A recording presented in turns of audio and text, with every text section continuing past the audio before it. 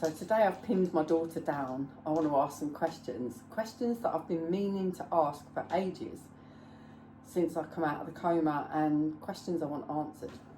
So one of them is, do you remember getting the phone call? Was it you that Steve phoned? Because I don't think I've ever asked that question. Yeah, I got the phone call and it was like 7 o'clock in the morning, and I looked at my phone and I was like, that's not right.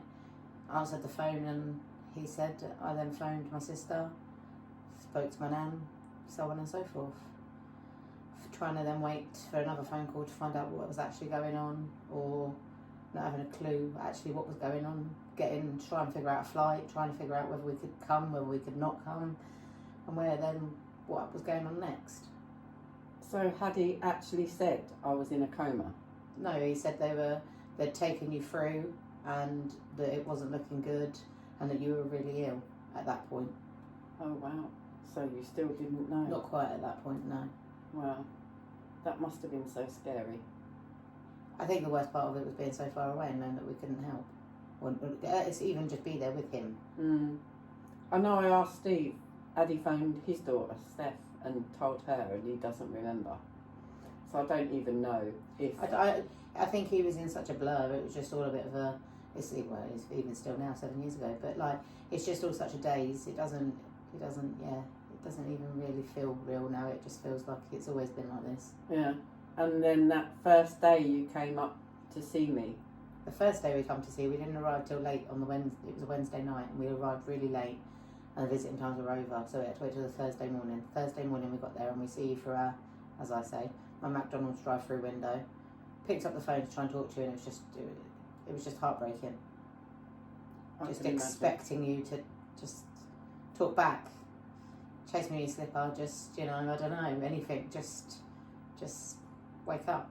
But you didn't, and you wouldn't, and then we come in at lunchtime to see you, and Becky pulled the sheets back to hold your hand, and Nan gasped and said, "Oh God," and that was that. We knew then that, it was going to be very touch and go. And so then the weeks and weeks of waiting, not knowing. The hours, days, just all rolled into one. The waiting to just come and see you for the next few hours, to just waiting for any sort of update, whether you were going to come round, whether you were going to wake up, whether it was because you caught your finger on a dog food can, whether it was because what had actually happened. They had no idea really out there too much, and they wouldn't tell us, obviously, because of the language barrier, what was going on. All I remember is being told that you pee on your own because of the dialysis and your kidneys failing and everything. You obviously weren't. You had a catheter and things, and it really wasn't good. And one of the nurses in Spanish tried to then talk to us, and she said she peed on her own. Oh, well, wow, that's a turn. The kidneys were working again. Something's kicking back in. We're okay. And then just before the last day that we come to visit, before I then flew home, because it was near Christmas and I needed to sort my children out and stuff. So before I flew home, I come to visit, and you opened your eyes. Oh wow! And you started to come round, and I was like, well, she's coming. She's there. She's coming back. Wow, and yet I didn't until I was back in England. And no, you don't remember none of that. No, I don't remember any of it. Quite a lot, and even like your sister used to play music to you when we used to stand there trying to talk to you, and you'd open your eyes and flicker your eyes at us like you knew what we were kind of saying or talking. I wish I remembered. Well, yeah, but you were clearly obviously away with it. Like, yeah. Hand and nod. I just wish I remembered some of it. Just even little snippets. It's just but we all black out things, don't we? 9 weeks of my life is just, well, it's more than 9 weeks because I was 9 weeks in the coma, but even a few weeks after that are a little bit of a blur because of the medication and everything. And it's just, there's so many questions that come into my head at times, and I'll ask Steve and he's just like, I don't know, I don't remember. You don't remember anything. No. And it's hard because it's kind of like you want that jigsaw put together, those little pieces. Like I said, it's 7 years ago. It's a long time for us all, but fortunately, whatever, it feels like you've been like this forever now. Yeah. And it feels like this is just our lives.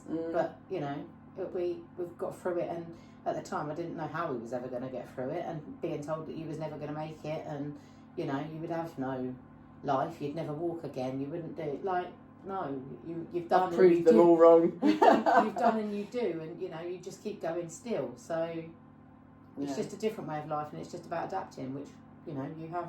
Yeah, I have. Very well. Yeah. So I'm going to cut it off now because I don't want to bore everyone too much, and I'm just grateful to my daughter to be able to have this little chat and to be able to answer some of the questions that I'd kind of thought of and haven't asked her because I wanted to do it on a video so that everybody else could see as well. Please be aware of the symptoms of sepsis, because I became a quadruple amputee all because of a UTI that developed into sepsis, and I want everybody to know these symptoms because it can happen to anyone with any infection.